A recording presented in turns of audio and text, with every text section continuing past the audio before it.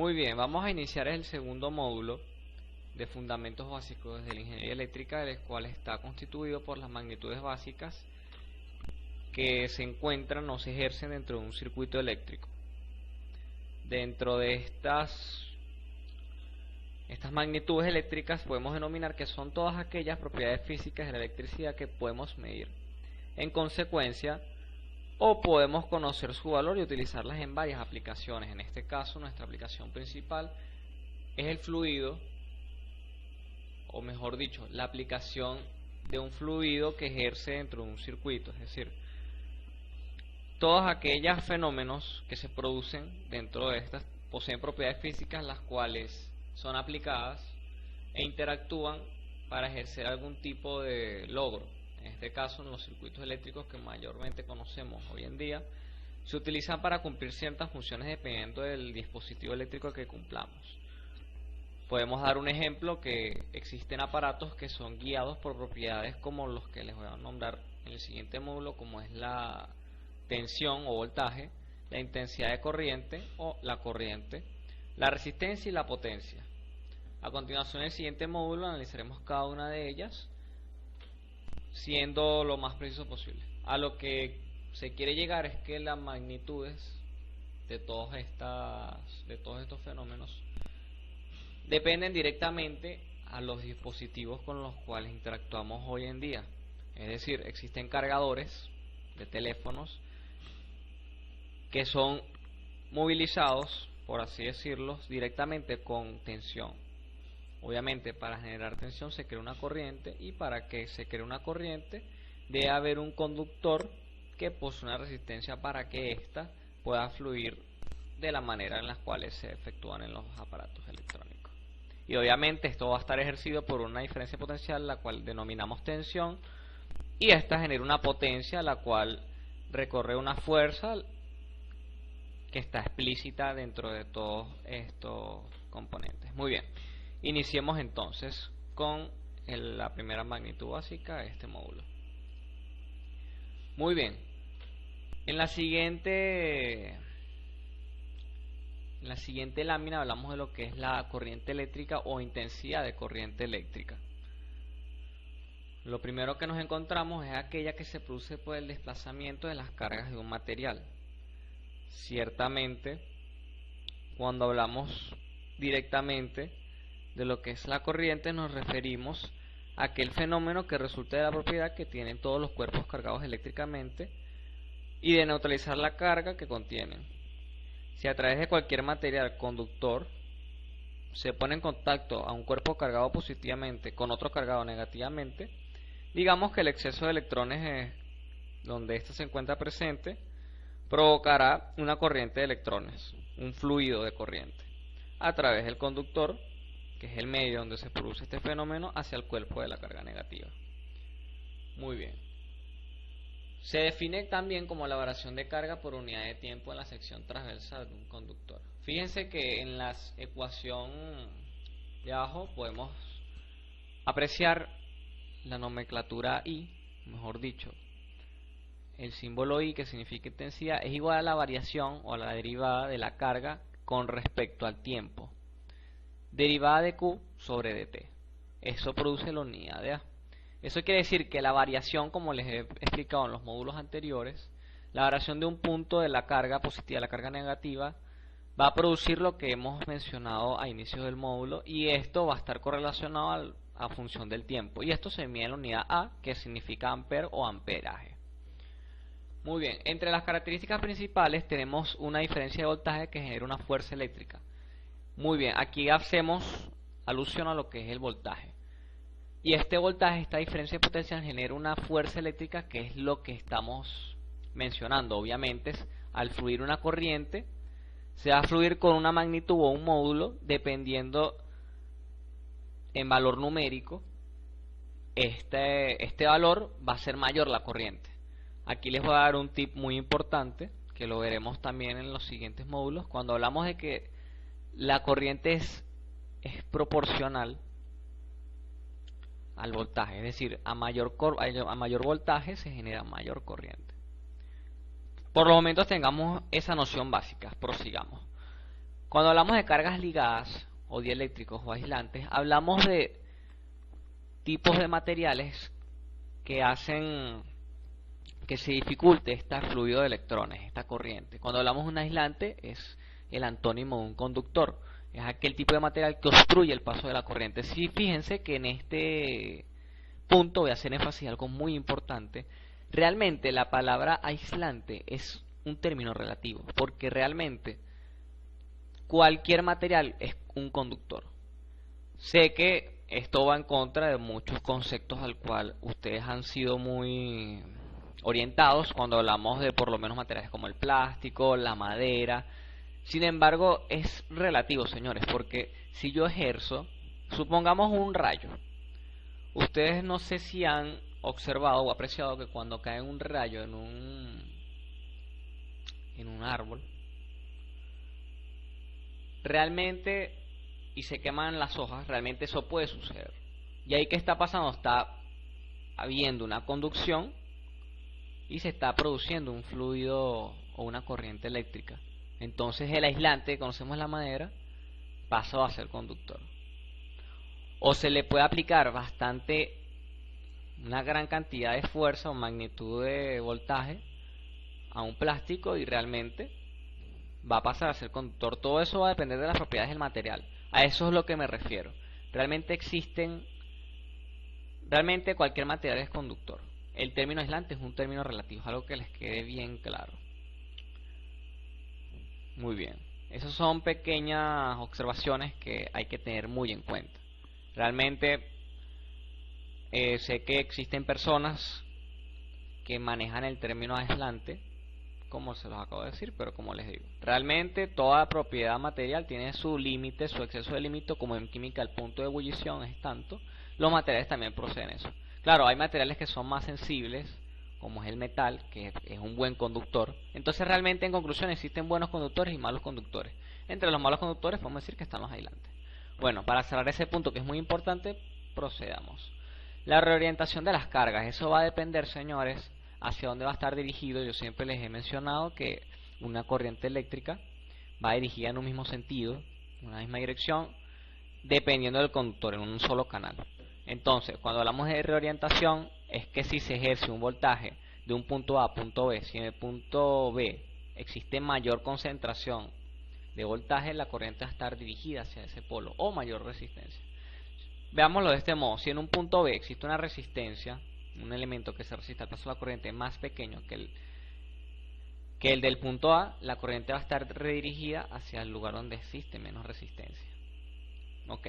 Cuando hablamos de un momento dipolar eléctrico, eso lo veremos en los siguientes módulos.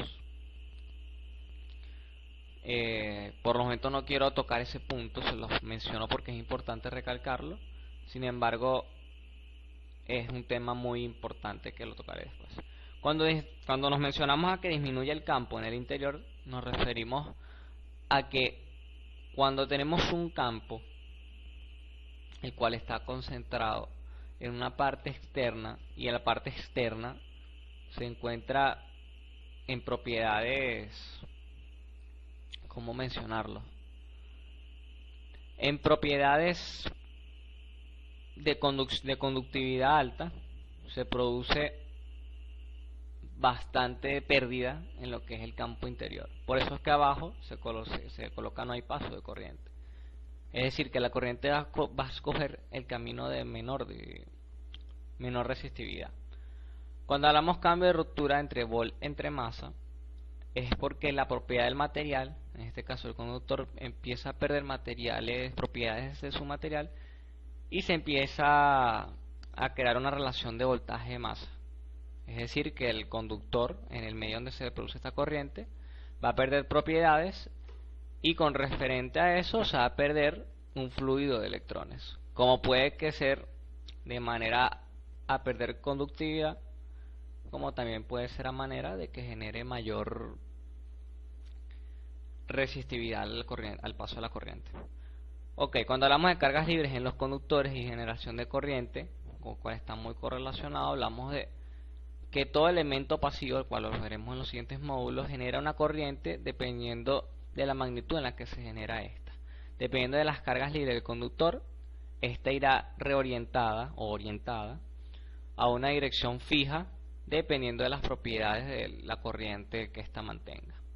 Muy bien, como podemos apreciar en la imagen, lo que les estaba hablando del campo de ruptura, en cambio en la parte Q del lado derecho, que está simbolizado por flechas rojas, nos mide un alto nivel de concentración de las partes positivas, y el lado menos Q, que es el lado negativo, existe una menor concentración. Por eso es que la flecha de voltaje indica que hay mayor concentración del punto Q, y hacia el punto menos Q viajan los electrones, perdón, los protones hacia los electrones, y así se genera esa conductancia. Muy bien, pasemos a la siguiente magnitud. La carga eléctrica. Ok, aquí trataré de ser muy conciso, ya que este es un tema poco llevado a la química. Ok, hablamos de una carga eléctrica en el espacio, la cual denominamos que es la base para describir los fenómenos eléctricos. Las propiedades de la materia presentes en todos los cuerpos. Realmente en todos los cuerpos existen cargas eléctricas, infinitas cargas eléctricas, las cuales podemos estar proporcionados dependiendo del entorno en el que nos movemos. Sin embargo, hay unas que son de poca magnitud y realmente son despreciables, son, como dicen, cargas parásitas. Cuando hablamos de naturaleza bipolar, obviamente hablamos de un signo positivo y un signo negativo, una polaridad negativa y una polaridad positiva, la cual solamente va a estar ubicada dentro del cuerpo en el cual estemos manejando. Las cargas neutras se encuentran más que todo en el espacio omnidireccional. El trasvase de cargas entre unos cuerpos y otros es el origen de cualquier fenómeno eléctrico. A lo que nos referimos es que cualquier carga puede ser transferida hacia un cuerpo en particular. Si estamos cargados de cargas positivas y conseguimos a alguien que tenga o esté cargado de cargas negativas, para ser más preciso, a una persona que se encuentre cargado positivamente va a saludarse estrechando su mano con alguien que esté cargado negativamente, va a producir un fluido de corriente. Pero eso ya es un término muy general. Ok, hablamos de la unidad de SI como sustancia de intensidad de corriente cuando hablamos de una carga Q sub E, la cual su valor es menos 1.6 por 10 a la menos 19 coulomb. Ese es el valor constante de una carga eléctrica. Realmente eso ya ha estado avalado por varias referencias bibliográficas que hacen referencia a las cargas eléctricas. El signo de las cargas es arbitrario, pero él depende de la interacción entre ellas. Como lo hemos venido mencionando anteriormente, es arbitrario, distinto a que una persona puede estar cargada de electrones positivos y electrones negativos, no equitativamente. Puede producirse la equidad, pero realmente es algo que no se puede medir, es algo analógico. Y bueno, no va a producirse un fluido de corriente debido a la falta de equidad que existe entre estos, y obviamente si existe entre una escala del 199 cargas negativas y una carga positiva, esto no va a producir ningún tipo de fluido de corriente. Por eso es que se hace mención de que depende de la interacción entre ellas. Muy bien, pasemos a la siguiente magnitud. Muy bien, aquí hablamos de la tensión o diferencia de potencial, que es el trabajo que se debe a suministrar para poner una carga entre dos puntos de un circuito. Como lo hemos ido hablando anteriormente, es aquella magnitud la cual genera el fluido de cargas eléctricas. Realmente de la tensión surge la corriente.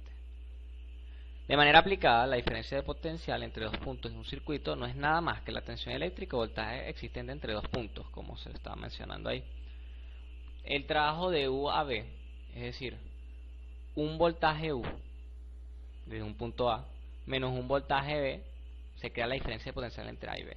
Veámoslo con este ejemplo. Si yo tengo un río donde se produce una cascada, imaginemos la cascada desde su punto A arriba y el punto de abajo. Obviamente, desde el punto A al punto B existe una caída de agua, y desde ese punto A se está generando una diferencia de potencial entre ese recorrido, y esa magnitud se le denomina tensión. La tensión que existe entre ese recorrido de caída de agua, viéndolo de ese modo. Como se puede apreciar en el ejemplo, el punto A, potencial eléctrico en A, y el punto V, potencial eléctrico en B, genera una distancia en el cual se genera una tensión.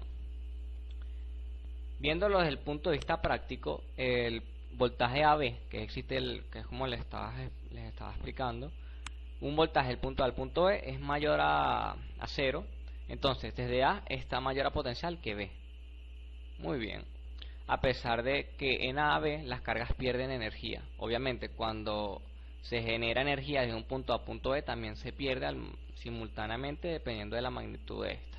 Ahora, si el voltaje entre A y B es menor a 0, significa que de A está menor potencial que B. Eso es lo que generalmente vemos cuando uno en voltaje negativo.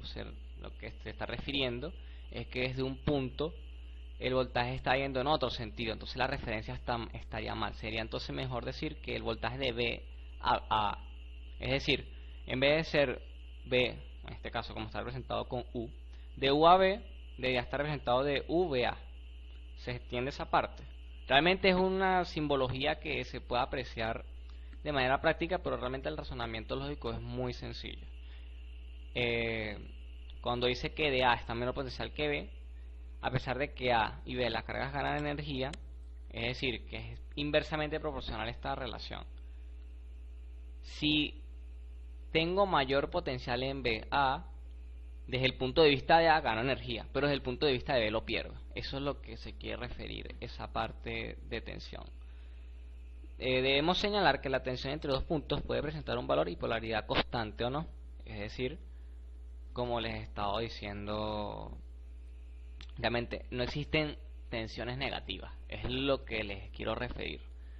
La tensión negativa lo que se quiere referir es que va en sentido contrario a lo que se estaba mencionando. Es un tipo de nomenclatura que se da en notación de circuito.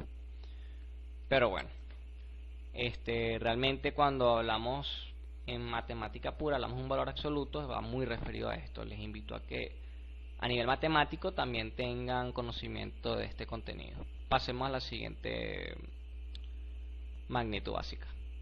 Ok, hablamos de potencia y energía. Realmente la parte de resistividad lo quiero tomar como un tema muy aparte porque es un elemento... lo digo porque antes de tocar este punto, porque bueno, he pasado de corriente, voltaje, carga eléctrica, pero no he hablado de la resistencia. Muchos se preguntarán, oye, ¿y dónde está la resistencia? Realmente eso es un elemento, aparte de ser una magnitud, es un elemento que se toma muy en cuenta en los circuitos. Entonces quiero tomarme la libertad de explicárselos de mayor precisión. Entonces pasemos de una vez a la potencia y energía. Hablamos de una potencia como el movimiento de cargas de un potencial B positivo a B negativo. Eso da el voltaje E. A lo que se refiere es el voltaje total. El voltaje V transportado por los portadores de carga se transforma en ¿qué? Diferentes variables y diferentes elementos eléctricos. Muy bien. Seguiré procediendo a leerles para darles después el resumen. Potencia, energía transformada por unidad de tiempo. Eso es un concepto que es importante mantenerlo, ya que hablamos de la correlación que existe entre la potencia y energía. Y bueno, está transformada por una unidad de tiempo, es decir, que está correlacionado por una unidad de tiempo que está obviamente expresado en segundos, minutos, horas, etc. En una resistencia, la potencia se disipa en forma de calor, energía disipada. Muy bien, haré la breve pausa aquí. Entendamos entonces que la potencia es la energía transformada por unidad de tiempo, que ésta se genera por un fluido de corriente y está generada por una tensión o una diferencia de potencial. Para que exista esta potencia, debe existir lo que se está planteando. Realmente no les quiero tocar mucho el tema de las ecuaciones, pero si pueden ver, realmente la potencia es igual al voltaje por la intensidad de corriente. Son proporcionales. Si no existe una, no depende de la otra y no existirá la potencia. Muy bien. Entonces, ya aclarado ese punto, y obviamente la energía es lo que está con la cual la potencia se genera. Sin embargo, existe una ley de conservación de energía, la cual es muy importante que si pueden apreciar en algún contenido bibliográfico, también le sirve de refuerzo para este contenido. Ok, entonces, cuando hablamos de que en una resistencia la potencia se disipa en forma de calor, es decir, una energía disipada, ok, voy a tomar un poco el punto del siguiente módulo. Una resistencia, como ya les había comentado, es un elemento pasivo de un circuito que se opone al paso de la corriente y en él se genera o se disipa una energía o potencia. Realmente en una resistencia, que donde pasa la corriente, se va a generar una disipación de calor. Cuando hablamos disipación de calor, nos referimos que dentro de esa resistencia, siempre y cuando pase una corriente, se va a generar una potencia, la cual va a estar denominada en unidad de vatios, si es potencia real. Entonces, si en mi resistencia pasa una corriente, se genera un voltaje de una caída de tensión, mejor dicho, el cual también lo veremos en el siguiente módulo, y se genera una potencia dentro de esa resistencia. Realmente la energía no se destruye, se conserva. Eso es lo que dice una de las principales características de la ley principal de la energía. Entonces, bueno, sigamos. El dipolo absorbe potencia cuando potencia es igual a E. Potencia es mayor a cero, disculpen. Es decir, que el dipolo de un punto de la resistencia, el punto más al punto menos, cuando la potencia pasa a ser mayor a cero, es resistivo. Cuando el dipolo C de potencia, cuando P es menor a cero, o sea, no existe ningún tipo de elemento que me absorba esa potencia, sino que cede más bien, que libera potencia, lo consideramos un generador. Y eso es cuando la potencia es menor a cero. Eso es muy relativo. Muy bien. Para cerrar entonces este módulo, hablaré un poco de las unidades. Cuando hablamos, señores, de tensión o diferencia potencial, lo tomamos en unidad de voltaje. Cuando hablamos de intensidad de corriente o corriente eléctrica, hablamos de unidad de amperaje, miliamperios, microamperios, entre así. Esos son son notaciones científicas, las cuales son muy importantes que también pertenezcan. Si en uno de los siguientes cursos hablo un poco más preciso con respecto a eso, no hay ningún problema. Muy bien. Y cuando hablamos también de potencia, hablamos de vatios, cuando es potencia real. Realmente la potencia se subdivide en tres tipos de potencia: potencia real, que se mide en vatios; potencia aparente, que se mide en kilovatios; y potencia aparente, que se mide en bar. Realmente son los tres tipos de potencias que se toman mucho en consideración cuando se habla de sistemas trifásicos entre sí. Realmente es una referencia que quería proporcionarles.